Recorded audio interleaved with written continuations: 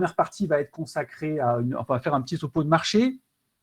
Ensuite, on va faire un petit focus spécifique sur les thématiques, sur les SCPI thématiques. Et puis, je passerai la main derrière à Bruno pour qu'il puisse vous présenter les thématiques d'investissement qui sont développées et mises en place au sein du groupe Aestiam au travers de leurs diverses SCPI. Bruno, je vais peut-être te laisser te présenter dans un premier temps. Comme ça, tu connaîtras tout le monde. Voilà, du moment tout le monde te connaîtra. Écoutez, bonjour à toutes, bonjour à tous. Alors, je suis désolé pour le bruit, mais comme je suis en transit, je suis dans un hall d'hôtel et ils sont en train de passer l'aspirateur. Voilà, comme ça, vous savez tout. Mais comme l'hôtellerie est une vraie thématique aujourd'hui au sein des SCPI, j'ai besoin de venir voir de mes propres yeux comment tout ça fonctionne. Donc au-delà de ça, je suis le directeur du développement d'Estiam. Estiam, c'est une société de gestion donc qui vient de fêter les 2 ans de son nouveau nom. Mais on s'appuie sur un historique de plus de 30 ans et donc avec un réel savoir-faire dans tous les métiers liés à l'univers de la SCPI, à la fois sur la partie actif et passif. Sur la partie active, effectivement, on intègre tous les métiers dédiés à une SCPI, de l'investissement, arbitrage, fund management, asset management et property. Et puis, une expertise sur toutes les classes d'actifs liées à nos SCPI, à savoir le bureau, le commerce, l'hébergement, et puis une nouvelle classe d'actifs sur laquelle je ferai un focus tout à l'heure, l'enseignement supérieur privé. Ok, très bien. Merci Bruno. Alors moi, je vais me présenter aussi et présenter la société. Donc, Deep Invest, c'est le premier cabinet d'analyse financière immobilière dédié, indépendant et dédié au marché des SCPI. On intervient sur l'ensemble du marché pour proposer diverses analyses à l'ensemble des particuliers, des CGP, si on travaille avec les maisons de gestion. On est une fintech à la base et on vient du monde de l'immobilier puisqu'on était à l'origine un cabinet spécialisé en expertise en évaluation immobilière. Voilà ce qu'on fait. Alors, on va commencer tout d'abord par un petit focus sur le marché des SCPI avec alors, ce qui s'est passé en 2021 et puis les dernières tendances 2022. Tout ça et toutes les informations qu'on va vous présenter, elles proviennent en fait d'un outil qui s'appelle chez nous le baromètre des SCPI, qui est décliné en version annuelle et trimestrielle et qui permet en fait de trier, filtrer, classer et analyser le marché en fonction des diverses approches qu'on a. Alors il y a une version standard et puis il y a une version grand compte qui permet d'avoir accès à l'ensemble de ces éléments et de choisir les informations dont on a besoin. Alors premier écran, de quoi parle-t-on en termes de SCPI? Voilà, on a un peu plus de 200 fonds maintenant, mais toutes les capitalisations se retrouvent sur le marché. On a quand même quelques événements marquants qui sont arrivés sur la fin à la fin du premier trimestre 2022, puisque c'est les dernières informations qu'on a disponibles. On a 3 SCPI qui ont dépassé le marché des 4 milliards. On a un peu plus de 12 SCPI qui sont à plus de 2 milliards de capitalisation. Donc, on est vraiment dans un marché qui collecte fortement. Ça se retrouve donc dans certains supports qui sont privilégiés, mais aussi dans une réelle diversification maintenant qui est proposée qui peut être proposé par l'ensemble des acteurs. Si on regarde dans le détail les maisons de gestion, il y en a pour la première fois à la fin du premier trimestre 2022, on a une maison de gestion qui dépasse les 10 milliards de capitalisation, la française. Et puis, on a quand même maintenant pas mal d'acteurs qui sont quand même substantiels. Bon, il y a Estiam qui est parmi nous aujourd'hui, mais il y en a quand même un certain nombre d'autres aussi qui sont sur le marché présent. Et donc, ça apporte quand même une diversification dans les approches. On a énormément de SCPI qui se créent chaque année. Et ensuite, si on regarde en termes de collecte, alors sur l'année 2021, cette fois-ci, si on fait un focus de ce qui s'est passé, on a, alors attention épargne foncière, parce qu'en fait c'était le résultat de plusieurs SCPI, c'est pour ça qu'ils apparaissent avec plus d'1 milliard de collecte sur une année, mais c'est beaucoup moins que ça en fait, parce qu'ils ont fusionné plusieurs SCPI entre elles. Par contre, pour tout ce qui est Primo-Vie et Pierre-Val Santé, on est effectivement sur des chiffres qui sont quand même particulièrement substantiels en une année. Alors avec toujours des interrogations évidemment sur la profondeur des marchés, sur la taille des marchés immobiliers derrière, parce que quand on a Pierre Val-Santé qui est spécialisé sur un segment de marché, la santé, c'est ce qu'on va regarder un petit peu plus tard dans nos discussions. Il faut quand même regarder toujours la performance et la capacité des gérants à pouvoir positionner autant de levées, autant de collectes. Et puis, on a un élément aussi qu'on n'arrive pas du tout à mesurer sur le marché. Ça, on le dit quasi systématiquement, mais c'est l'effet d'assurance vie, parce qu'on a quand même beaucoup maintenant de SCPI qui sont présentes dans les enveloppes d'assurance vie. Avec un impact pour les gérants, puisqu'ils vont se retrouver non plus à avoir des dizaines d'associés, mais quelques gros associés dans le tour de table, et avec des démarches qui peuvent être radicalement différentes. Et pour le moment, on n'a pas de visibilité là-dessus. Donc, c'est quand même un point à regarder qui peut quand même changer potentiellement, substantiellement le marché. Une fois qu'on a dit ça, il est intéressant de regarder ce qui s'est fait sur le premier trimestre 2022 en termes de collecte. On retrouve épargne foncière, là pour le coup, c'est de la pure collecte. Hein. On a pratiquement les 3 premières qui sont encore les mêmes que celles qui avaient le plus collecté sur l'année 2021. Quorum est aussi dans le lot. Et puis, on a Activimo, qui était une petite SCPI en termes de capitalisation jusqu'à la fin de l'an dernier. Et en un trimestre, ils ont collecté un peu plus de 120 millions encore sur un trimestre. Donc, c'est des montants qui sont quand même très substantiels. Si on regarde, Activimo fait presque plus de collectes que Épargne-Pierre, alors qu'Épargne-Pierre, c'est des fonds qui sont qui se comptent en milliards en termes de capitalisation.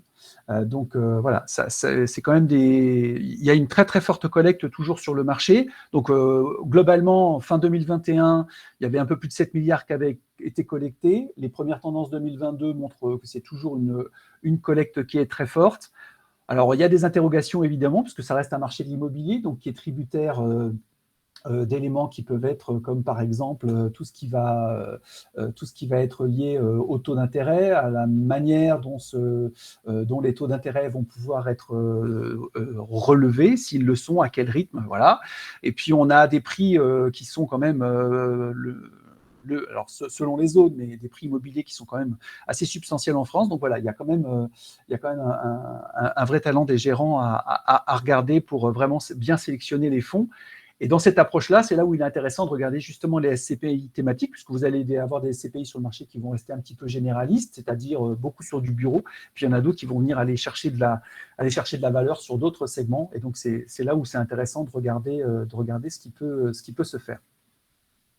Alors, si je regarde maintenant un peu plus dans le détail le marché des SCPI dites thématiques, alors on va commencer il faut toujours commencer par une bonne définition hein, pour être sûr de savoir de quoi on parle. Là, pour adresser le marché, la thématique SCPI, on a regardé ce que propose l'ASPIM qui est l'association qui regroupe l'ensemble des gérants de la place. Ils ont fait une modification puisqu'ils ont rajouté un certain nombre de secteurs d'activité, de segments d'activité. Et donc, nous, on est parti en fait sur ces segments-là pour essayer de qualifier et de quantifier ce qui pouvait se positionner. Donc voilà, on les a listés, bureau, commerce, hôtel, loisirs, tourisme, le résidentiel, la santé, les locaux d'activité, logistique, et puis après on a 2 segments un peu fourre-tout qui sont diversifiés et alternatifs, mais qui peuvent avoir des poids intéressants en fonction de ce qui est privilégié. Alors c'est les gérants qui s'identifient dans un segment plutôt qu'un autre. Alors du coup, le marché, qu'est-ce que ça donne ? Évidemment, le bureau, on l'a laissé apparent pour placer un peu les idées, mais le bureau reste le segment dans ces catégories qui est le plus important, puisqu'on a un peu plus de 51 milliards à la fin 2021 sur 74, donc on n'est pas à 2 tiers, mais pas très loin, qui sont dans des SCPI de bureau. Après, derrière, ce qui est intéressant, c'est de voir les dynamiques des autres segments. Alors, attention sur la partie rouge, puisqu'on est en train, nous, de récupérer encore les informations pour la partie SCPI fiscale. Donc, il nous manque à peu près 2 milliards sur ce marché. C'est pour ça que le segment résidentiel, ici, paraît très fin ici, mais il va se compléter dans les prochaines semaines. Les autres segments sont récupérés dans leur intégralité. Donc là, ce qu'on voit, c'est clairement il y a un segment de la santé qui est quand même assez dynamique. On est à près de 6 milliards. Un segment qui est un peu historique aussi, qui était tout ce qui était SCPI, qui est SCPI de commerce, qui reste toujours un segment adressé. Pour autant, les dynamiques ne sont pas forcément sur ce segment du commerce, le Covid étant passé par là, et à l'inverse, la santé ayant largement profité de la crise du Covid pour vraiment collecter à plein. Et puis on a le segment diversifié dont on va regarder un peu plus dans le détail ce qui est à l'intérieur. Donc la répartition, si on regarde ce qui se fait sur l'année 2021 en termes de capitalisation, on reprend les éléments. Bon, vous avez les bureaux, on en a parlé, les commerces, c'est presque 14% de la capi sur le marché. Et puis vous avez l'hôtel loisir, on est encore dans des capitalisations, on est encore en dessous du milliard. Et puis la santé, donc qui est à plus de 6 milliards. Alors, bon, pour avoir une idée un peu plus précise, comme on a planté le cadre général, maintenant on va s'intéresser vraiment aux autres, c'est-à-dire on va mettre de côté les bureaux pour regarder vraiment dans le détail ce qui se passe sur ces SCPI thématiques. Alors, si on regarde un peu plus dans le détail ce qui se passe, eh bien, on se retrouve à avoir des SCPI avec donc le segment du commerce, et puis derrière on a quand même tout ce qui est les locaux d'activité qui prennent leur part aussi à l'ensemble. Voilà, donc en gros le trio de tête, c'est la santé, le commerce et les diversifiés, dont on va regarder un peu ce qui se passe à l'intérieur. On s'est intéressé ensuite pour comprendre quels étaient les SCPI qui rentraient dans quel cadre. Alors il y en a beaucoup, on ne va pas toutes les lister bien sûr, mais c'est simplement pour détailler ce qu'il y a un peu à l'intérieur de chacune des catégories pour regarder. Donc bon, les commerces, on a on va dire un mastodonte qui est Immorent, qui est une SCPI historique, qui est dédiée au commerce, plus de 3 milliards de capitalisation, donc sur un marché qui est à 10, donc vous voyez que c'est quand même la grosse SCPI du secteur.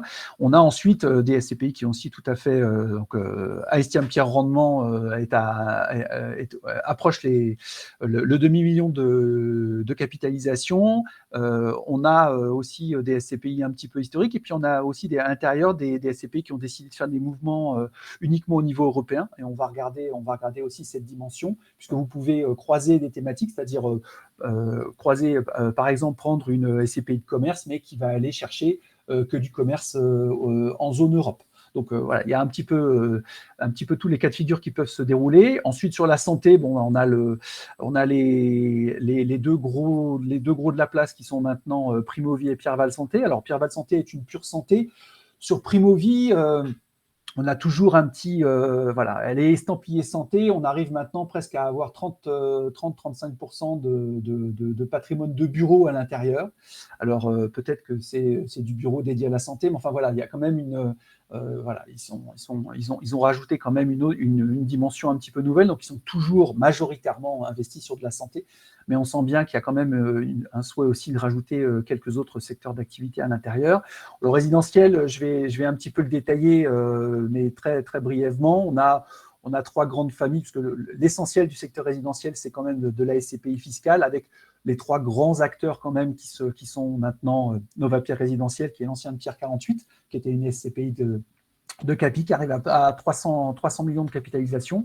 Primo Family, pardon, pareil, c'est une SCPI résidentielle. Et puis Kianeos Pierre, qui est un peu le... Marc, si je peux me permettre, tu as un... Alors, j'ai entendu, si je peux me permettre, mais je n'ai pas entendu le reste.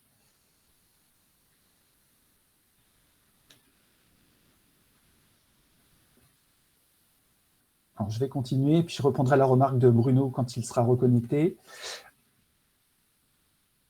Et puis ensuite, on a derrière donc les SCPI qui rentrent dans la catégorie hôtel, loisirs et tourisme, avec donc Atrim Hotel et Astiam Cap Hébergimo, dont probablement Bruno va parler. Et puis ensuite, on a dans la fameuse catégorie diversifiée. Alors, une quorum origine, pourquoi diversifiée? Parce qu'il y a énormément d'activités à l'intérieur, mais c'est la plus grosse capitalisation de ce segment. Et puis, Atout Pierre Diversification, qui est aussi à un peu plus de 700 millions. Voilà globalement comment se caractérise le marché. Alors, une fois qu'on a dit ça, eh bien derrière, on a essayé de s'intéresser à regarder, à faire un petit focus sur le comportement des SCPI en fonction de leur thématique. Et alors, on a regardé le TDVM, puisqu'on parle encore de TDVM. À la fin 2021, il y avait encore les deux thématiques qui étaient entre le TDVM et le TD, et tout le monde parlait de TDVM. Donc, on a privilégié cet élément-là. Globalement, il n'y a pas d'écart substantiel entre les segments. Il y a eu un gros trou d'air, c'est une évidence, sur l'hôtel loisir. Hein, la crise du Covid a été assez difficile pour ce segment. Après, pour le reste, ce qu'on voit, c'est que globalement, les TDVM sont quand même assez... il y a des petits écarts, mais en moyenne, sur l'année 2021, on n'a pas des écarts substantiels en moyenne sur l'ensemble de ces thématiques. Alors, ça veut dire que derrière, on s'est aussi intéressé à d'autres items, comme par exemple les taux d'occupation. Donc, là encore, il y a presque 10 points d'écart entre le segment de la santé, qui est intrinsèquement, une fois que vous avez ces débaux qui sont extrêmement de long terme, une fois que vous avez un locataire en place, globalement, il y a une rotation qui est quand même extrêmement faible sur ce type d'actifs. C'est la très grande force de ce modèle. Il faut le remplir, mais une fois que c'est rempli, c'est quand même d'une stabilité absolue. Derrière, on a effectivement toujours, qu'on constate bien, le trou d'air qui a été sur l'hôtel loisir, mais qui est en train de se corriger fortement. Et puis on a les SCPI résidentiels qu'on a fait mention ici, mais qui structurellement vont avoir une rotation beaucoup plus importante sur leurs actifs, puisqu'on a des baux qui sont de durée beaucoup plus faible, et qui donc peuvent expliquer ces oscillations. Le gros du marché, on l'a mis quand même pour mémoire, les SCPI de bureau, on est à 88%. Donc tendanciellement, on oscille entre 86 et 88 sur les 3 dernières années. Donc on voit quand même que c'est un très très gros marché. Donc faire une moyenne sur des marchés aussi importants, c'est toujours un petit peu compliqué. Mais enfin voilà, le marché des bureaux est quand même relativement stable dans le temps, avec évidemment des fortunes diverses à l'intérieur de ces fonds. On s'est intéressé pour regarder à l'intérieur de ces SCPI thématiques quels étaient les pays qui étaient privilégiés, puisque c'est intéressant, il y a un vrai mouvement de beaucoup d'asset managers au niveau européen. Alors évidemment, les SCPI résidentielles, elles se concentrent sur la France. Pour la plupart, pourquoi ? Parce que bien évidemment, ce sont des fiscales pour une grosse partie d'entre elles, et puis pour une autre partie, ce sont des investissements qui se font vraiment essentiellement sur la partie française. Sur les bureaux, on n'a pas mis les tendances, mais les tendances sont quand même vraiment en train de chambouler, puisque en fait, on a un vrai mouvement qui est en train de se faire au niveau européen de ces SCPI de bureaux, qui viennent chercher une profondeur de marché à l'international. Le commerce est à peu près dans la même idée, et on a par contre des segments qui sont, on va dire, par construction, qui sont déjà partis fortement à l'étranger. Par exemple, tout ce qui était dédié aux locaux d'activité. Alors, c'est dû aussi historiquement, parce que c'était des SCPI qui étaient orientés sur ce segment-là. Et puis, on a l'hôtel et loisirs, évidemment, pour lequel la France ne représente que 50% de l'investissement en termes de patrimoine, et ce qui peut s'expliquer évidemment aussi par un besoin d'avoir une zone d'emprise qui soit un peu plus large qu'un segment purement français. Dernier élément, on a regardé aussi, puisque c'est des éléments qu'on suit nous, comment se passe le marché des parts. Alors, pour le marché des parts, c'est toujours une photo finish, et on regarde, par exemple, à la fin de l'année, comment s'est comporté le marché des parts. Donc, qu'est-ce qu'on peut voir ? Globalement, sur tout ce qui va être SCPI, bureaux,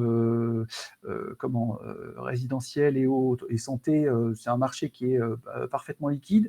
On a des petites tendances qui sont depuis maintenant 2 ans sur les SCPI de commerce, avec des vrais une vraie rotation qui s'est faite sur le marché, avec un délai d'attente qui est autour de 10 mois pour vendre ses parts. Donc, alors évidemment, c'est une moyenne marché, hein, ça veut dire qu'il y a un petit peu tout qui se passe au sein des maisons de gestion.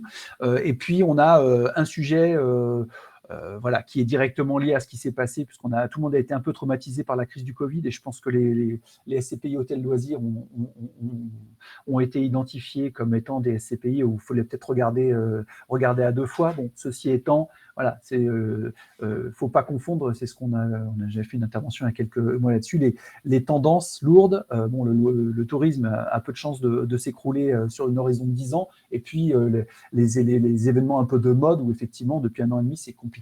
Mais c'est là tout l'intérêt pour des allocataires et des allocations d'actifs, c'est d'aller chercher justement des compléments d'allocation et d'aller chercher des véhicules différents en fonction de ce qui est proposé et de ce qui existe sur le marché.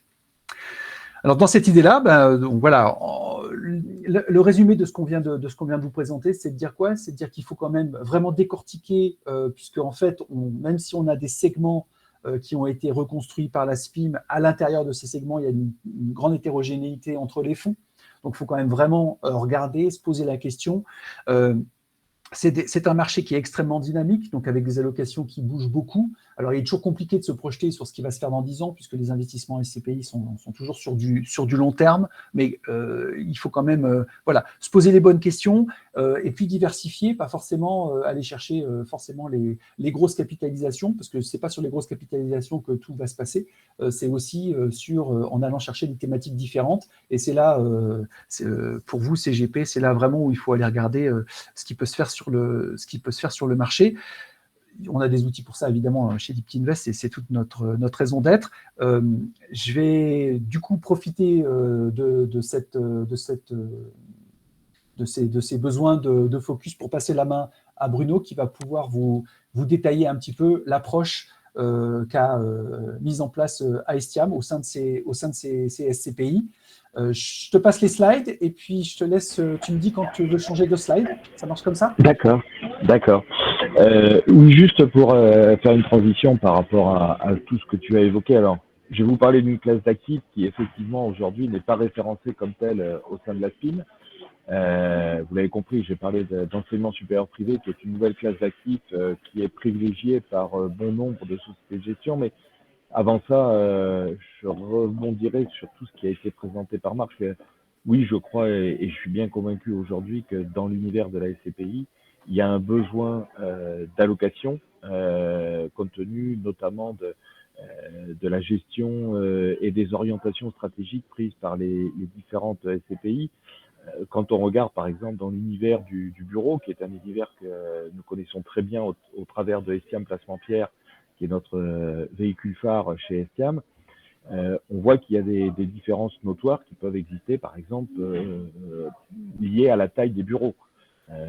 Aujourd'hui, vous pouvez avoir des CPI où on va se retrouver avec des bureaux qui seront aux alentours de 3500, 4500 mètres carrés par bien, là où on va être à 1100 mètres carrés. Donc, ce qui veut dire que, de facto, la typologie des locataires n'est pas la même quand on est sur des grands ensembles à la Défense ou quand on est sur du bureau dans le centre de Paris, comme nous en retrouvons dans nos SCPI. Donc, au-delà de la thématique, et ça je suis bien d'accord avec l'approche de Marc et de Deeptinvest, c'est de rentrer dans le cœur de la SCPI pour voir au final qu'est-ce que l'on propose à ses clients, et comme on le fait dans le cadre d'une allocation sur des OPCVM, de mesurer aussi la corrélation qui peut exister entre les SCPI pour voir effectivement quel est le niveau de risque global que supportera votre client. Donc, au-delà de ce petit rappel, donc juste en préambule, hein, Estiam aujourd'hui, donc je vous l'ai dit, on a un vrai savoir-faire. On gère 1,2 milliard, Marc l'a montré tout à l'heure. On gère 5 SCPI. Il y en a 3 qui sont réservés à l'univers des professionnels du patrimoine, qui sont effectivement des SCPI thématiques, puisque on a une SCPI bureau, je vous l'ai cité, Estiam Placement Pierre. On a une SCPI de commerce, Marc l'a cité tout à l'heure, Estiam Pierre Rendement, qui a cette particularité d'être investi sur du pied d'immeuble et sur du retail park. Donc là encore, à analyser versus les autres SCPI avec une orientation stratégique. Et ça aussi, c'est important dans les allocations de regarder quelle est la nature de locataire. Et nous, aujourd'hui, on souhaite privilégier des locataires qui sont dont l'activité est pas ou peu concurrencée par le e-commerce. Et puis, dernier sujet, ça je pourrais y répondre si vous avez des questions, effectivement, une SCPI SM KPBR Gimo qui est investie à 100% dans l'hôtellerie et l'hébergement, qui a vocation dans les mois qui viennent à muter. Donc, parce qu'on va procéder à quelques arbitrages à l'intérieur de cette SCPI. Mais là encore, un vrai savoir-faire dans le monde de l'hôtellerie. Et comme l'a très justement dit Marc, je pense que c'est pas une classe d'actifs aujourd'hui qu'il faut mettre de côté, bien au contraire. C'est une classe d'actifs sur laquelle il faut venir aujourd'hui parce que les perspectives de rendement et de revalorisation dans l'hôtellerie sont très fortes. Je vous invite à essayer de réserver un hôtel à Paris en ce moment. Vous verrez que la flambée des prix est assez exceptionnelle, ce qui prouve bien effectivement qu'il y a un retour massif des touristes de villégiature et d'affaires en France, et donc une dynamique forte dans l'hôtellerie. Allez, on va passer maintenant à une classe d'actifs qui aujourd'hui est importante chez nous et prend une place de plus en plus importante puisque actuellement, donc dans le cadre de l'enseignement supérieur privé, alors quand on parle effectivement d'enseignement supérieur, on parle d'enseignement supérieur privé puisque ce sont des entreprises privées qui ont vocation à chercher des locaux. Aujourd'hui, ça représente 80 millions d'euros déjà en valeur d'expertise au sein d'Estiam. Et on a acquis un vrai savoir-faire et on travaille, je dirais, main dans la main avec quelques écoles. Si tu veux passer. Donc, pourquoi l'enseignement supérieur privé? Alors, ce qu'il faut voir, si vous voulez, c'est qu'au cours des 20 dernières années, le nombre d'étudiants inscrits dans l'enseignement supérieur privé et public est resté constant. En revanche, dans l'enseignement supérieur privé, il a été multiplié par 2. Si vous prenez par exemple l'ESCA, ils étaient historiquement à Angers, mais aujourd'hui ils sont basés à Paris, à Lyon, à Marseille, à Bordeaux. Et donc, de facto, ils ont besoin de locaux pour accueillir leurs étudiants. Et puis donc, c'est un marché qui est en forte croissance et surtout, c'est un marché acyclique. C'est un marché, quelle que soit l'évolution économique, sociétale ou autre, les étudiants ont besoin de se former et veulent aller chercher un diplôme. Ce qui motive effectivement, slide suivant, ce qui motive effectivement aujourd'hui un engouement très fort à la fois des parents et des étudiants de s'inscrire dans l'enseignement supérieur privé. Et je dirais que le facteur qui a engendré cette dynamique est notamment lié au fait que désormais les diplômes délivrés par ces établissements sont reconnus par l'État français et de facto au niveau européen et effectivement y adjoignent la promesse d'une embauche facilitée à la sortie, notamment parce qu'ils ont un corps enseignant qui peut être de professionnels avec cette volonté de pouvoir embaucher leurs étudiants. Et puis pour nous, bailleurs, c'est effectivement très intéressant parce qu'une école n'a pas vocation à changer de destination tous les 4 matins. Donc on est sur des beaux longs. On le verra sur les récentes acquisitions d'Estiam. La norme nous dit qu'on est aux alentours de 9 ans ferme. Ils ont vocation effectivement à s'ancrer localement. Et donc pour nous, c'est intéressant. Et puis, quand on regarde, mais que ce soit à la fois dans Paris ou dans les grandes métropoles régionales, on est sur des actifs qui vont de 1000 à 4000 mètres carrés. Et ce qui pour nous est intéressant, puisqu'on a cet objectif d'être sur des investissements compris entre 2 et 30 millions d'euros, même si certains de mes confrères cités par Marc tout à l'heure ont pu faire des investissements de plus grosses factures. Mais en tout cas, ça correspond effectivement à ce que nous recherchons en termes de typologie d'actifs. Et à ce titre, donc, on a réalisé chez Estiam 2 acquisitions récentes. Je voulais vous les présenter parce que typiquement, si on prend l'école de Lille, donc c'est un cash and leaseback. C'est l'école qui s'appelle Amos, qui est spécialisée dans des diplômes marketing sportif et événementiel. Et donc, on a racheté leurs locaux et signé un bail de 12 ans, dont 9 ans ferme. Et donc, là, on se retrouve effectivement dans le centre-ville de Lille. Et ce que l'on constate, c'est qu'aujourd'hui, il y a une demande très forte des établissements scolaires pour des questions de facilité, d'être à proximité des lieux de vie, d'être dans les centres-villes. Et donc aujourd'hui, c'est pour nous la possibilité d'acquérir des locaux en centre-ville et très bien placés. Et puis c'est surtout aussi, slide suivant s'il te plaît, c'est aussi pour nous, bailleurs, un nouveau débouché. C'est en fait d'être en capacité de retravailler des locaux vacants, je dirais, dont la valeur a pu décroître notamment au fil du temps, et de les réhabiliter et d'en changer la destination, notamment parce qu'il y a une demande très forte des écoles, je vous l'ai dit, soit en centre-ville, pour être à proximité des lieux de vie, soit d'être à proximité des lieux de future embauche de leurs étudiants. Aujourd'hui, il peut y avoir une demande forte de ce type d'établissement sur des zones comme La Défense, Boulogne, Issy-les-Moulineaux, où ils veulent effectivement être proches des employeurs futurs. Si vous prenez par exemple le pôle Vinci à La Défense, si vous prenez l'IESEG qui s'est récemment installé à La Défense, donc aujourd'hui on a un développement important de cette demande, et puis notamment pour nous de réhabiliter des locaux, ce qu'on a fait récemment que je vous propose sur le slide suivant, où on vient de livrer un immeuble avec une très belle histoire. Alors c'est vraiment un immeuble de très très belle facture, et je vous invite à aller sur LinkedIn, sur notre page, si vous voulez voir une visite virtuelle de ce lieu. Je suis désolé s'il y a un peu de bruit en entourage, hein, mais il y a un public euphorique et britannique autour de moi qui s'enthousiasme sur ma présentation. En fait, l'immeuble, le local qui vous est ici présenté, donc comme ça vous est indiqué, rue Velfaux, est occupé par l'INSEC. C'est un immeuble magnifique, puisque c'est un immeuble Eiffel. Toutes les poutres que vous voyez sont des poutres d'origine Eiffel, à tel point que l'INSEC a la possibilité effectivement de pouvoir baptiser son campus Eiffel. Et en fait, pourquoi effectivement on est très fiers de ce changement de destination et de la revalorisation de celui-ci, c'est que il y a encore de ça 3 ans, ce n'était ni plus ni moins que l'armurerie de la préfecture de police de Paris, au moins pour partie. Et donc cet immeuble était dans un état pas topissime, et surtout il jouxte le siège initial de l'INSEC à Paris.